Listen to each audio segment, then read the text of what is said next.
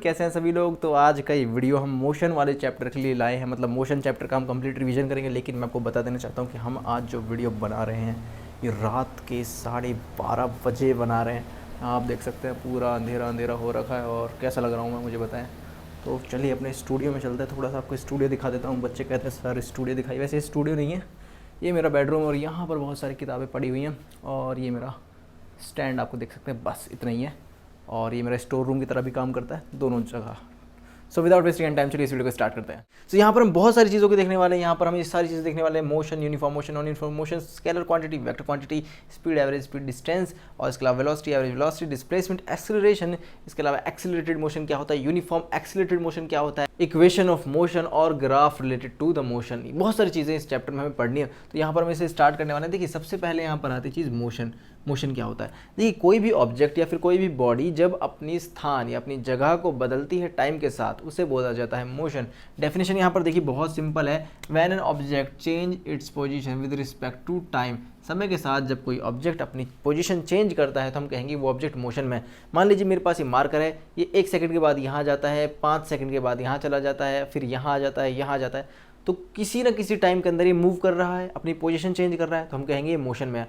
अगर ये अपनी पोजीशन चेंज नहीं करता टाइम के साथ, देखिए टाइम एक ऐसा आप बोल सकते हैं कि वेरिएबल है जो हमेशा चलता रहेगा। टाइम कभी रुक नहीं सकता, आपको पता है। तो टाइम तो हमेशा चलता रहेगा, लेकिन ऑब्जेक्ट की जो पोजीशन है वो अगर चेंज नहीं हो रही है तो हम कहेंगे कि वो रेस्ट में है। अब यहाँ पर सेकंड चीज़ आती है यूनिफॉर्म मोशन। अब यूनिफॉर्म मोशन क्या होता है? यहाँ पर क्या होता है, ऑब्जेक्ट जो होता है वो ट्रैवल करता है equal distance in equal interval of time. अब कहने का क्या मतलब है, देखिए यहाँ पर ऑब्जेक्ट जो है वो इक्वल डिस्टेंस ट्रैवल करेगा इक्वल इंटरवल ऑफ टाइम में, यानी कि जो डिस्टेंस का और टाइम जो होता है उसका जो रेशियो होगा वो बराबर होगा। अब देखिए इस चीज़ को समझिए, इस चीज़ को आप फार्मूला बेस्ड हिसाब से समझिए। स्पीड का फार्मूला क्या होता है बच्चों? स्पीड इज इक्वल टू क्या होता है, डिस्टेंस डिवाइडेड बाय टाइम होता है। कोई दिक्कत नहीं। अब यहाँ पर हम कह रहे हैं equal distance equal interval of time में ट्रैवल होना चाहिए। अगर ये चीज़ हम अप्लाई करते हैं तो हमें यूनिफॉर्म मोशन मिल जाता है। अब देखिए यहाँ पर इक्वल डिस्टेंस और इक्वल इंटरवल ऑफ टाइम का मतलब क्या है, यानी कि देखिए यहाँ पर अगर मान लीजिए 50 मीटर कोई ऑब्जेक्ट डिस्टेंस ट्रेवल करता है 5 सेकंड में और अगले 5 सेकंड में भी वो इतना ही करता है। बात तो समझ पा रहे होंगे कि जो यहाँ पर डिस्टेंस है वो बराबर ट्रैवल करेगा इक्वल इंटरवल ऑफ टाइम में। मतलब हर 5 सेकंड में वो ऑब्जेक्ट 50 मीटर डिस्टेंस ट्रैवल कर रहा है, तो हम कहेंगे वो यूनिफॉर्म मोशन में है। ठीक है, अगर वो ऑब्जेक्ट 1 सेकंड के अंदर 10 मीटर डिस्टेंस ट्रैवल कर रहा है, उससे अगले सेकंड में भी 10 मीटर डिस्टेंस ट्रैवल कर रहा है, उससे अगले सेकंड में भी 10 मीटर ट्रैवल कर रहा है, तो यानी कि क्या होगा कि देखिए डिस्टेंस अपॉन में टाइम का जो रेशियो होता है वो हमें क्या देता है, स्पीड। यानी कि हम ये भी कह सकते हैं कि ऑब्जेक्ट जो है वो टाइम के साथ कांस्टेंट स्पीड के साथ मूव कर रहा है। कि टाइम के साथ उसकी वेलोसिटी या फिर उसकी स्पीड चेंज नहीं हो रही, तो हम कहेंगे कि वो ऑब्जेक्ट जो है यूनिफॉर्म मोशन शो कर रहा है, यूनिफॉर्म मोशन दर्शा रहा है। अब यहाँ पर देखिए सेकंड है नॉन यूनिफॉर्म मोशन। अब नॉन यूनिफॉर्म मोशन में क्या होगा, बहुत सिंपल सी बात है, यहाँ पर अनइक्वल डिस्टेंस ट्रेवल होगा। मान लीजिए पहले सेकंड के अंदर वो ऑब्जेक्ट 5 मीटर डिस्टेंस ट्रेवल कर रहा था, उससे अगले सेकंड के अंदर वो ऑब्जेक्ट शायद 5 मीटर डिस्टेंस ट्रेवल ना करे, उससे या तो कम करेगा या ज़्यादा करेगा। यानी कि जो इक्वल इंटरवल ऑफ टाइम है उसके अंदर डिस्टेंस जो है वो इक्वल नहीं रहता, किधर, नॉन यूनिफॉर्म मोशन के केस में। तो नॉन यूनिफॉर्म मोशन में क्या होता है, अनइक्वल डिस्टेंस ट्रेवल किया जाता है इक्वल इंटरवल ऑफ टाइम में। यहाँ पर ये चीज़ याद रखनी है, इक्वल इंटरवल ऑफ टाइम, यानी टाइम तो सेम रहने वाला है। हर सेकंड की अगर हम बात कर रहे हैं तो हर सेकंड के अंदर वो ऑब्जेक्ट डिस्टेंस ट्रेवल करेगा। मतलब 1 सेकंड के अंदर अगर वो 5 मीटर कर रहा है तो अच्छी बात है, लेकिन यहाँ पर नॉन यूनिफॉर्म मोशन में क्या है, वो अनइक्वल डिस्टेंस ट्रेवल करेगा। एक पहले सेकंड के अंदर वो 5 मीटर कर रहा था पहले, हो सकता है अगले सेकंड में वो 5 मीटर ना करे, तो उसे हम बोलते हैं नॉन यूनिफॉर्म मोशन। क्लियर हो गया होगा। अब यहाँ पर देखिए scalar quantity and vector quantity बहुत ज़्यादा इंपॉर्टेंट है, ध्यान से देखिए। स्केलर क्वांटिटीज़ वो क्वांटिटीज़ होती हैं जिनको डिफाइन करने के लिए सिर्फ और सिर्फ मैग्नीट्यूड की ज़रूरत पड़ती है। अब मैग्नीट्यूड क्या होता है, एक न्यूमेरिकल वैल्यू। सिंपल समझाता हूँ, मैग्नीट्यूड का मतलब होता है न्यूमेरिकल वैल्यू। मान लीजिए मेरे पास ये मार्कर है, मैं कहूँ इसका वेट जो है वो 10 ग्राम है, तो यहाँ पर 10 जो है उसका मैग्नीट्यूड है। मान लीजिए मैं आपके तरफ दौड़ के आता हूँ और मेरी स्पीड है 15 मीटर पर सेकंड, तो मेरा मैग्नीट्यूड कितना है, 15। ठीक है, एक और एग्जांपल से समझते हैं। मान लीजिए मार्कर है, ये यहाँ रखा था नीचे, इसको उठाने के लिए मान लीजिए 50 जूल एनर्जी लगी। कितनी जूल लगी, 50 जूल। तो 50 जो है यहाँ पर वो इसका मैग्नीट्यूड है। तो मेरी बात समझ आ रही है आपको? ये एक ऐसी क्वांटिटीज़ होती हैं, स्केलर क्वांटिटीज़ बेसिकली, जिनको डिफाइन करने के लिए सिर्फ मैग्नीट्यूड की ज़रूरत पड़ती है। मैग्नीट्यूड क्या होता है, न्यूमेरिकल वैल्यू। अब इसके एग्जाम्पल बहुत सारे हैं, किसके, स्केलर क्वांटिटी के एग्जाम्पल बहुत सारे हैं, जैसे कि मास हो गया बच्चों, इसके अलावा स्पीड हो गया, इसके अलावा डिस्टेंस हो गया। ठीक है, ये इसके बहुत सारे एग्जाम्पल हैं। इसके अलावा एनर्जी हो गया, ठीक है, ये इसकी एग्जाम्पल है किसकी, आपकी स्केलर क्वांटिटी की। अब बात करते हैं वेक्टर क्वांटिटीज़। वेक्टर क्वांटिटीज़ ऐसी क्वांटिटी होती हैं जिनको डिस्क्राइब करने के लिए मैग्नीट्यूड तो चाहिए ही होता है, प्लस में डायरेक्शन भी चाहिए होती है।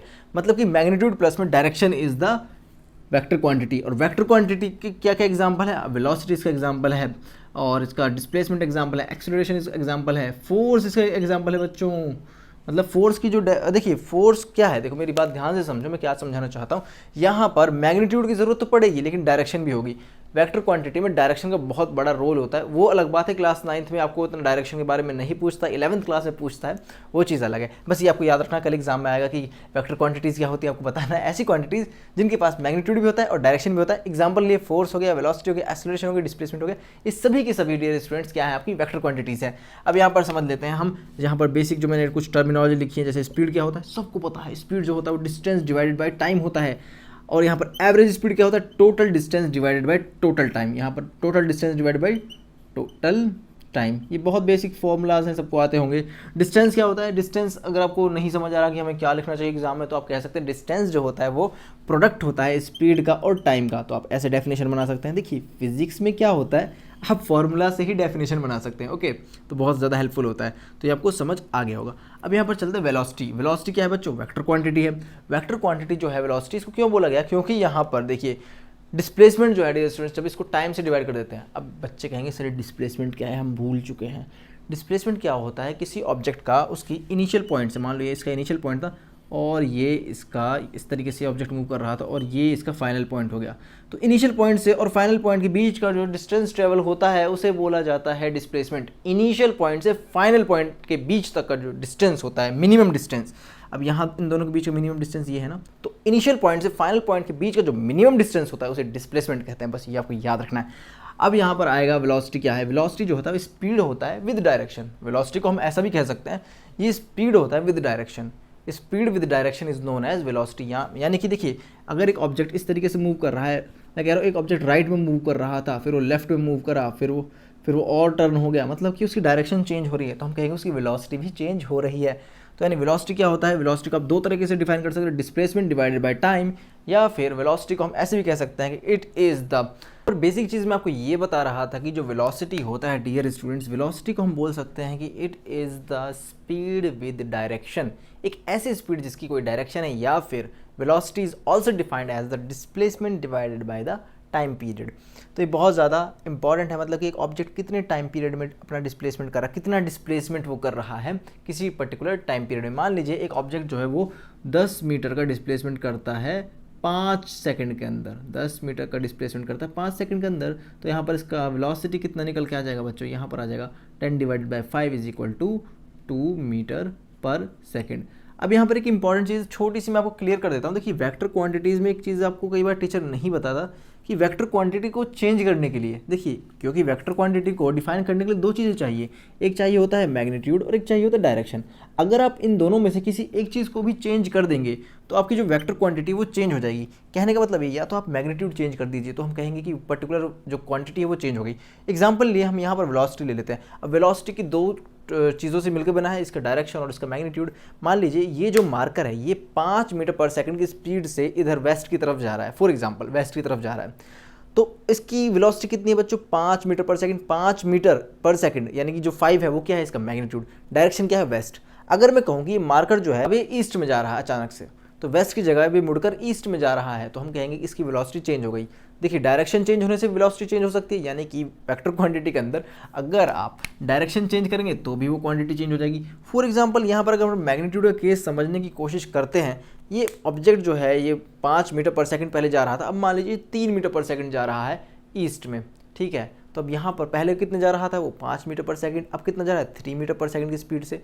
तो आप चीज़ को समझ गए होंगे कि यहाँ पर जो वेक्टर क्वांटिटी होती है डियर स्टूडेंट्स, इनको चेंज करने के लिए अगर आप मैग्नीट्यूड चेंज करेंगे तो भी ये चेंज हो जाएगी, अगर आप डायरेक्शन चेंज कर देंगे तो भी चेंज हो जाएगी। यानी एक से भी अगर आप एक चीज़ को भी चेंज कर देते हैं ना, तो वेक्टर क्वांटिटी चेंज हो जाती है। जैसे कि फोर्स हो गई, अब फोर्स जो है वो 5 न्यूटन यहाँ लग रहा है मान लीजिए, और अगर मान लीजिए मैं कहूँ 5 न्यूटन यहाँ लग रहा है, पहले यहाँ लग रहा था, अब वो यहाँ लगने लग गया, तो हम कहेंगे फोर्स चेंज हो चुका है। लेकिन अब मैं कहूँ कि 5 न्यूटन की जगह 3 न्यूटन लग रहा है, तो समझ आता है बात कि हाँ बिल्कुल मैग्नीट्यूड तो मतलब समझ आता है कि हाँ पहले 5 लग रहा था अब 3 लग रहा है। लेकिन डायरेक्शन के केस में भी मतलब बच्चे कई बार मिस कर जाते हैं इस पॉइंट को, क्योंकि शायद टीचर नहीं बताता। तो मैंने ये चीज़ आपको बता दी कि वेक्टर क्वांटिटी को डिफाइन करने के लिए हमने बताया था कि 2 चीज़ें चाहिए होती हैं। अगर आप एक चीज़ को भी चेंज कर देंगे तो वेक्टर क्वांटिटी का वैल्यू चेंज हो जाएगा। अब डायरेक्शन चेंज करने से बहुत फर्क पड़ता है, ये आप क्लास 11th में जाके समझेंगे। अब देखिए यहाँ पर हमने ये बेसिक चीज़ समझ ली, वेलोसिटी समझ लिया। एवरेज वेलोसिटी क्या होता है? फाइनल वेलोसिटी प्लस में initial velocity divided by time period divided by 2, मतलब कि फाइनल वेलोसिटी प्लस में इनिशियल वेलोसिटी को अगर आप 2 से डिवाइड कर देते हैं तो आपका एवरेज वेलोसिटी निकल के आ जाता है। या फिर इसको हम बोल सकते हैं total displacement divided by the total time period, तो भी आपका एवरेज वेलोसिटी निकल के आ जाता है। उसके बाद आता है डिस्प्लेसमेंट। डिस्प्लेसमेंट क्या होता है? ये सबसे शॉर्टेस्ट डिस्टेंस होता है इनिशियल और फाइनल पॉइंट के बीच में। मान लीजिए किसी ऑब्जेक्ट ने पर्टिकुलर मोशन क्या है, मान लीजिए यहाँ पर मैंने आपको एग्जांपल दिया था ट्रायंगल का, दोबारा समझ लीजिए ट्रायंगल का एग्जांपल क्या बोलना चाहता था मैं। यहाँ पर मान लीजिए एक ऑब्जेक्ट है, इसने स्टार्ट किया इस पॉइंट से, ये आ गया यहाँ पे और ये आ गया इधर। ए पॉइंट से स्टार्ट किया था और बी पे वो आ गया है। अब अगर आपसे कोई कहता है कि इसका डिस्प्लेसमेंट निकालो, तो इसका डिस्प्लेसमेंट क्या होगा? देखो ये जो पूरा का पूरा लेंथ है और ये पूरा का पूरा लेंथ है, तो यहाँ पर इसका डिस्प्लेसमेंट कैसे निकलेगा? देखिए अगर इसका आप कहते हैं कि इनिशियल और फाइनल पॉइंट के बीच का सबसे शॉर्टेस्ट डिस्टेंस क्या होगा, ये हाइपोटेनस होगा ना, ये वाला। तो हाइपोटेनस का फॉर्मूला लगा देंगे। मान लीजिए इस लेंथ का जो डिस्टेंस था वो था p था, ये इसका q था, ये इसका r था। तो यहाँ पर क्या आ जाएगा? r square is equal to P square plus में क्यू स्क्वायर, तो आपका हाइपोटेनस निकल जाएगा। तो इस तरीके से होता है। अब आती बात एक्सेलरेशन की कि एक्सेलरेशन क्या होता है। एक्सेलरेशन जो होता है बच्चों, उसे बोला जाता है रेट चेंज ऑफ वेलोसिटी, यानी वेलोसिटी किस स्पीड से चेंज हो रहा है, किस टाइम के साथ चेंज हो रहा है, वेलोसिटी किस रेट से चेंज हो रहा है, उसे बोलते हैं एक्सेलरेशन। इसका फॉर्मूला क्या होता है? ए इज इक्वल टू होगा v minus you divided by the time period, यानी कि final velocity minus initial velocity divided by the time period, तो उसे बोला जाता है एक्सेलरेशन। अब देखिए एक्सेलरेशन का फील समझते हैं। एक्सेलरेशन होता क्या है? एक्सीलरेट यानी कि किसी चीज़ की स्पीड को बढ़ा देना। ये वेलोसिटी के साथ इसका लेना देना है सीधा सीधा, ये आप समझिए। देखिए मान लीजिए मेरे पास ये मार्कर था, पहले इस तरीके से मूव कर रहा था, बिल्कुल कांस्टेंट मूव करता है कोई भी ऑब्जेक्ट, यूनिफॉर्म मोशन प्रोड्यूस करता है, यूनिफॉर्म मोशन परफॉर्म करता है, तो वहाँ पर उसका एक्सेलरेशन का जो वैल्यू होता है बच्चों वो तो जीरो हो जाता है। ये चीज़ मैंने आपको पहले भी बताई थी, अगर नहीं बताई थी तो इसे रट लीजिए, बहुत इंपॉर्टेंट है, बहुत काम आएगा कि एक्सेलरेशन जो होता है वो जीरो होता है किसमें? यूनिफॉर्म मोशन के केस में। अगर आपको समझना है कैसे क्या होता है, यहाँ आई कार्ड पे एक लिंक आ रहा होगा वीडियो का, प्लीज़ उसे जाकर देख ले, आपका डाउट क्लियर हो जाएगा यूनिफॉर्म मोशन के केस में कि एक्सेलरेशन कैसे जीरो होता है। अब देखिए एक्सेलरेशन के बारे में आपको एक चीज़ बता रहा था, इसका फील लेते हैं कि एक्सेलरेशन एक्चुअली में होता क्या है। देखिए मार्कर था, अगर कांस्टेंट मूव करेगा तो इसका एक्सेलरेशन जीरो हो जाएगा, ये तो सिंपल सी बात है। लेकिन अब देखिए ये पहले धीरे धीरे मूव कर रहा था, लेकिन इसने स्पीड बढ़ा ली। देखिए पहले धीरे मूव कर रहा था, स्पीड बढ़ा ली, तो इसका मतलब ये एक्सेलरेट किया। क्या किया इसने? एक्सेलरेट किया। जैसे कार होती है, पहले कार जो होती है थोड़ा धीमे चलती है, लेकिन जैसे उसमें रेस देते हैं तो स्पीड से भागती है। इसका मतलब कार जो है वो एक्सेलरेट कर रही है। अब एक्सेलरेशन का क्या मतलब होता है? देखिए एक्सेलरेशन का ऐसा यूनिट क्या होता है? मीटर पर सेकेंड स्क्वायर, ये होता है। अब इसमें होता क्या है, देखिए डियर स्टूडेंट्स, मान लीजिए मैं कहता हूँ कि मेरी जो ये मार्कर है ये स्टार्टिंग में 0 सेकंड से चलना स्टार्ट होता है, हर ऑब्जेक्ट 0 से स्टार्ट होगा, ठीक। तो यहाँ पर ये ऑब्जेक्ट जो है 0 सेकंड से स्टार्ट हो, यानी कि पहले सेकंड में इसकी स्पीड जो थी वो, मान लीजिए पहले सेकंड में इसकी स्पीड जो थी वो थी 10 मीटर पर सेकंड, पहले सेकंड में। देखिए ध्यान से समझिए, बहुत इंपॉर्टेंट है। और इसका एक्सेलरेशन जो है बच्चों वो गिवन है, यूनिफॉर्म एक्सेलरेशन यहाँ पर गिवन होगा, मान लीजिए 1 मीटर पर सेकंड स्क्वायर। तो अब यहाँ पर देखिए इसका मतलब क्या है, हर सेकंड इसकी स्पीड 1 मीटर पर सेकंड से बढ़ेगी। अगर यहाँ पर 2 मीटर पर सेकंड स्क्वायर होता तो इसकी स्पीड हर सेकंड में 2 मीटर पर सेकंड से बढ़ती। समझ रहे मेरी बात? पहले सेकंड में इसकी स्पीड अगर 10 मीटर पर सेकंड है मान लीजिए, और इसका एक्सेलरेशन 1 मीटर पर सेकंड स्क्वायर है, तो अगले सेकंड में इसकी स्पीड 11 मीटर पर सेकंड हो जाएगी। उससे अगले सेकंड में इसकी स्पीड 12 मीटर पर सेकंड हो जाएगी। क्यों हो जाएगी? क्योंकि यहाँ पर एक्सेलरेशन 1 मीटर पर सेकंड स्क्वायर ले रखा है। अगर यहाँ पर एक्सेलरेशन 2 मीटर पर सेकंड स्क्वायर लेते तो मान लीजिए पहले इसकी स्पीड जो थी वो 10 मीटर पर सेकंड थी, लेकिन अगर हम कह रहे हैं कि यहाँ पर इसका एक्सेलरेशन हम जो मान के चल रहे हैं इस बार 2 मीटर पर सेकंड स्क्वायर है, तो पहले सेकंड में ये 10 मीटर पर सेकंड स्क्वायर 10 मीटर पर सेकंड की स्पीड से चलेगी, अगले सेकंड में 12 मीटर पर सेकंड से, उससे अगले में 14 मीटर पर सेकंड से। तो यानी कि जैसे जैसे आप एक्सेलरेशन को देते हैं, मतलब कि एक्सेलरेशन जो होता है डियर स्टूडेंट्स, ये क्या करता है, आपके ऑब्जेक्ट की मोशन को, स्पीड को बढ़ा देता है। अगर ये कांस्टेंट है, देखो यहाँ पर हम कांस्टेंट एक्सेलरेशन के बारे में पढ़ते हैं, बस ये आपको याद रखना है। इस न्यूमेरिकल को सॉल्व करते करते मैं आपको बताऊंगा कि एक्सीलरेशन क्या होता है। बच्चों को बहुत ज़्यादा डाउट आ रहा था कि सर ये एक्सीलरेशन क्या है। बच्चों के लिए नया कॉन्सेप्ट है, मैं समझता हूँ, क्लास 9th में पहली बार बच्चे पढ़ते हैं। तो इस वीडियो में आपको एक्सीलरेशन के बारे में अच्छी तरह समझा दूंगा और जो बेसिक्स होते हैं उनके बारे में भी क्लियर करा दूंगा। तो यहाँ पर सबसे पहले देखिए क्वेश्चन सॉल्व कर लेते हैं, उसके बाद हम एक्सीलरेशन की बात करेंगे। एक्चुअली ये न्यूमेरिकल एक्सीलरेशन से ही रिलेटेड है और इसको सॉल्व करने के बाद आपको कॉन्सेप्ट बिल्कुल क्लियर होने वाला है।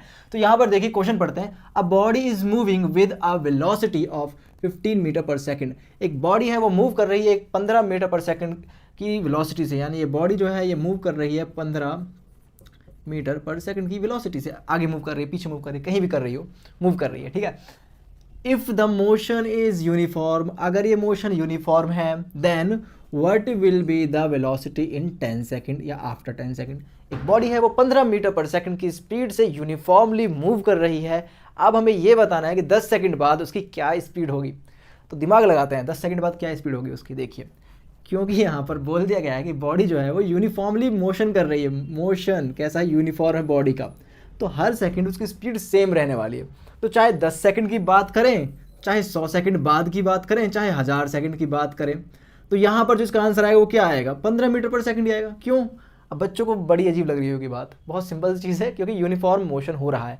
अब एक क्वेश्चन आता है कि सर फिर ये यूनिफॉर्म एक्सीलरेटेड मोशन क्या होता है। आपने कई बार न्यूमेरिकल सॉल्व करते हुए ये देखा होगा कि एक बॉडी है वो इतने से इतने की स्पीड उसने गेन कर ली, मतलब उसकी इनिशियल वेलोसिटी जो थी वो मान लो 50 मीटर पर सेकंड थी, लेकिन 2 सेकंड बाद उसकी स्पीड जो है वो 100 मीटर पर सेकंड की स्पीड में अटेन हो गई। कितने टाइम में बच्चों? 2 सेकंड में।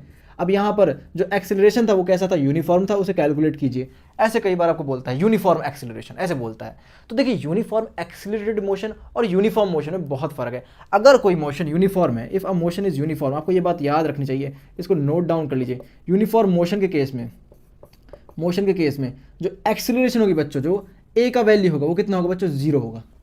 ए का वैल्यू 0 होगा यूनिफॉर्म मोशन के लिए। अब कहेंगे बच्चे सर ये क्या बात बता दी। देखो मैं क्या कहना चाहता हूँ। यूनिफॉर्म मोशन क्या होता है? जिसमें जो ऑब्जेक्ट है उसकी स्पीड हर सेकंड सेम रहे, उसे ही हम यूनिफॉर्म बोलेंगे। इक्वल इंटरवल ऑफ टाइम में इक्वल डिस्टेंस ट्रेवल करे, वही तो यूनिफॉर्म मोशन होता है। मान लीजिए एक बॉडी है वो 15 मीटर पर सेकंड की स्पीड से दौड़ रही थी पहले सेकंड में, अगले सेकंड मतलब दूसरे सेकंड में वो फिर 15 मीटर पर सेकंड की स्पीड से दौड़ रही है। उससे अगले सेकंड में, थर्ड सेकंड में वो कितना दौड़ रही है? 15 मीटर पर सेकंड दौड़ रही है। क्यों दौड़ रही है बच्चों 15 मीटर पर सेकंड? क्योंकि जो इसकी स्पीड थी, जो इसकी वेलोसिटी थी वो थी कांस्टेंट, और इसका मतलब यहाँ पर जो मोशन है वो यूनिफॉर्म मोशन है। चलिए इसका एक्सेलरेशन काउंट कर लेते हैं, कैलकुलेट कर लेते हैं। अब यहाँ पर मान लीजिए पॉइंट ए था, ये पॉइंट बी था, ये पॉइंट सी था। अब ए से बी पॉइंट के बीच का उस बॉडी का एक्सेलरेशन हम यहाँ पर काउंट कर लेते हैं। देखिए, ए से बी तक जाने में उसको कितना टाइम लगा? 1 सेकंड का लगा। हर सेकंड की बात कर रहे हैं हम, कितना लगा? 1 सेकंड। अब यहाँ अगर मान लो उसको बी से सी के बीच की बात करें तो यहाँ पर भी कितना टाइम लगेगा? 1 सेकंड। यहाँ 1 सेकंड, यहाँ 1 सेकंड, क्योंकि हर सेकंड की बात हो रही है। अब देखिए 1 सेकंड लगा। अब एक्सेलरेशन का फॉर्मूला क्या होता है बच्चों? A is equal to final velocity minus initial velocity divided by the time taken. अब यहाँ पर देखिए फाइनल वेलोसिटी कितनी है? यहाँ पर बी पॉइंट पर पहुँचते पहुँचते 15 मीटर पर सेकंड। इनिशियल वेलोसिटी कितनी थी? 15 मीटर पर सेकंड। टाइम कितना लगा है? इन दोनों के गैप कितना है बच्चों? 1 का है ना। ए से बी जाने में कितना टाइम लग रहा है? 1 सेकंड। बी से सी जाने में कितना टाइम लग रहा है? 1 सेकंड। तो यहाँ पर टाइम कितना आ गया? 1 आ गया। 15 माइनस 15 कितना आ गया? 0 आ गया। 0 डिवाइडेड बाय 1, ये ओवरऑल आंसर क्या आ गया? 0 आ गया ना।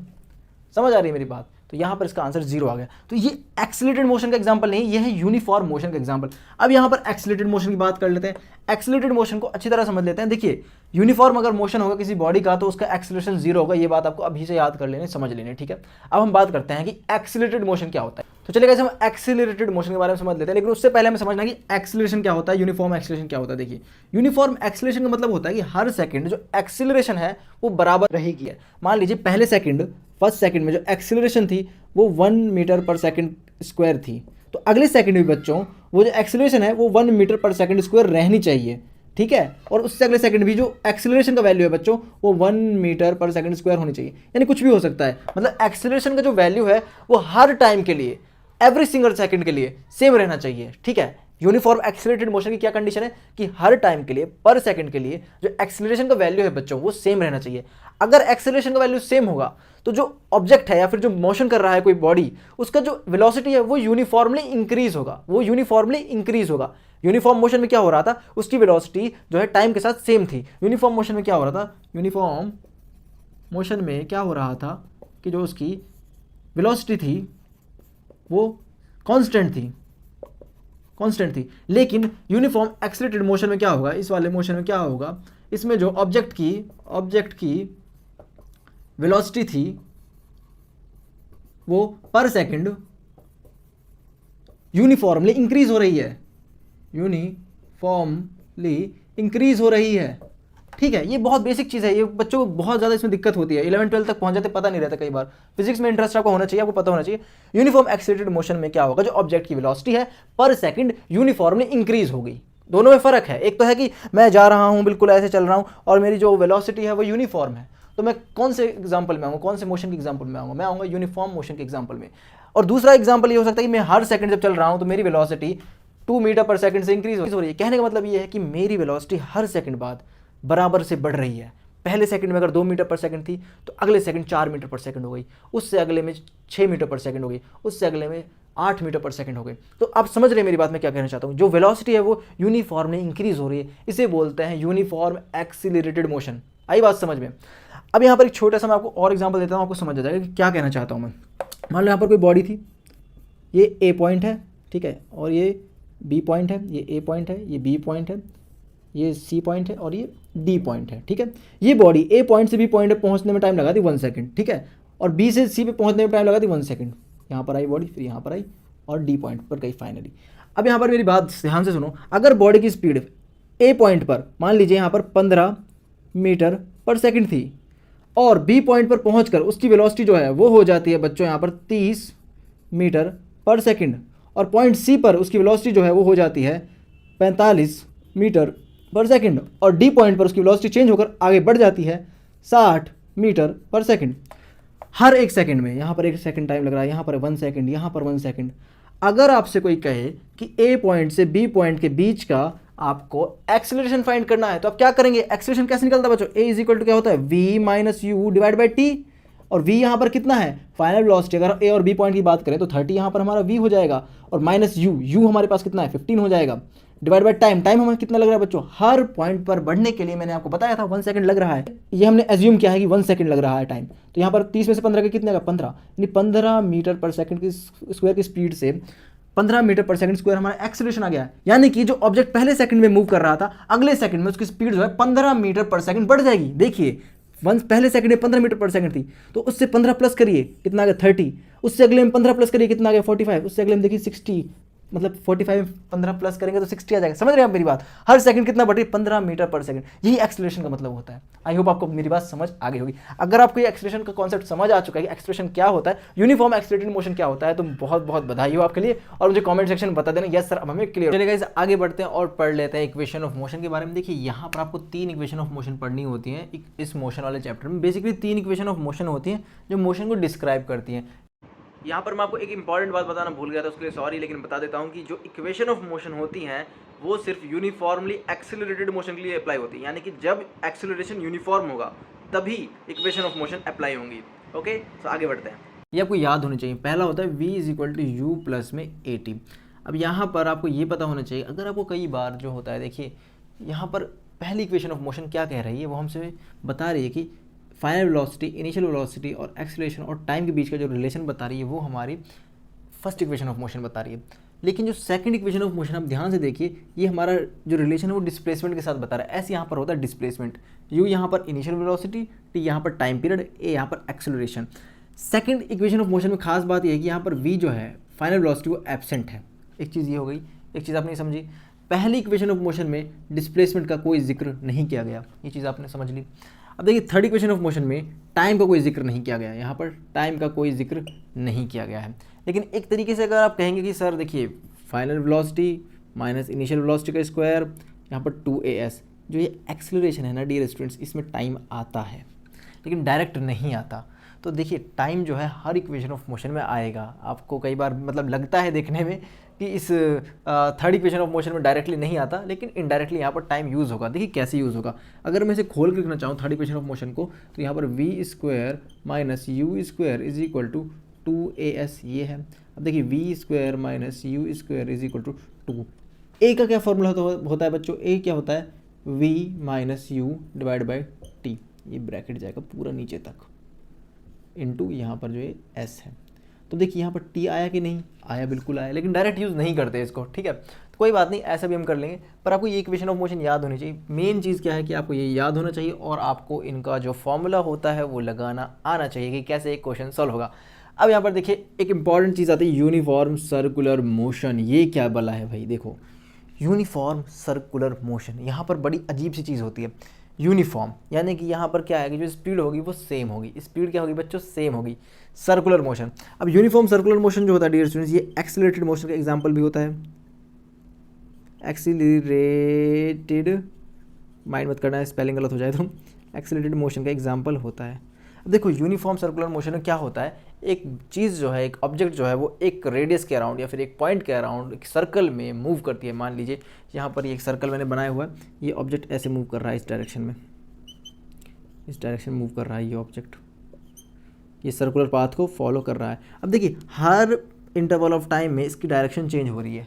पहली बात ये है, देखो यहाँ पर कोई ऑब्जेक्ट जब मूव करेगा उसकी कुछ वेलोसिटी होगी, तो यहाँ पर इस पॉइंट पे देखिए इसकी डायरेक्शन ये है, इस पॉइंट पे देखें अगर मान लीजिए तो इसकी डायरेक्शन ये है, इस पॉइंट पे देखें इसकी डायरेक्शन ये है, इस पॉइंट पे देखें इसकी डायरेक्शन ये है, इस पॉइंट पे देखें इसकी डायरेक्शन ये है, इस पॉइंट पे अगर हम देखें इसकी डायरेक्शन ये है, इस पॉइंट पे देखें इसकी डायरेक्शन ये है।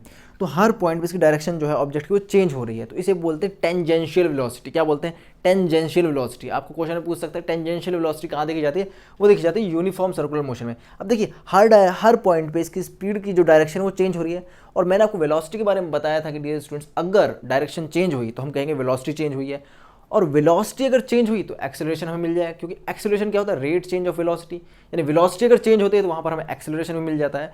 तो यहाँ पर हमारी जो वेलोसिटी है डियर स्टूडेंट उसको निकालने का जो फॉर्मूला है v is equal to 2πr/t। यहाँ पर एक्सेलरेशन निकालने का फॉर्मूला होता है v² डिवाइडेड बाई r, ये आपको याद रखना है।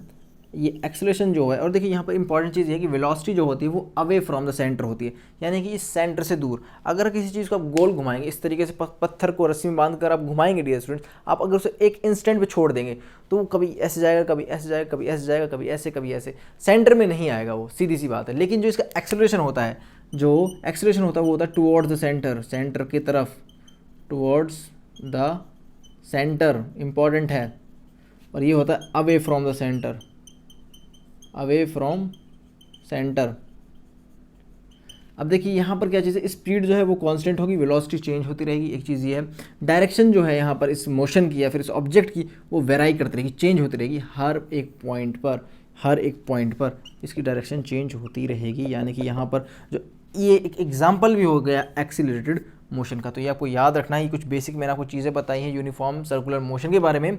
यहाँ पर स्पीड जो है वो कांस्टेंट रहेगी बिल्कुल, लेकिन यहाँ पर डायरेक्शन चेंज होने की वजह से वेलोसिटी में चेंज आएगा, वेलोसिटी में चेंज आने की वजह से एक्सेलरेशन जनरेट हो जाएगा, और यहाँ पर हर पॉइंट पे जब डायरेक्शन चेंज हो ही रही है तो एक्सेलरेशन भी यहाँ पर हम कह सकते हैं।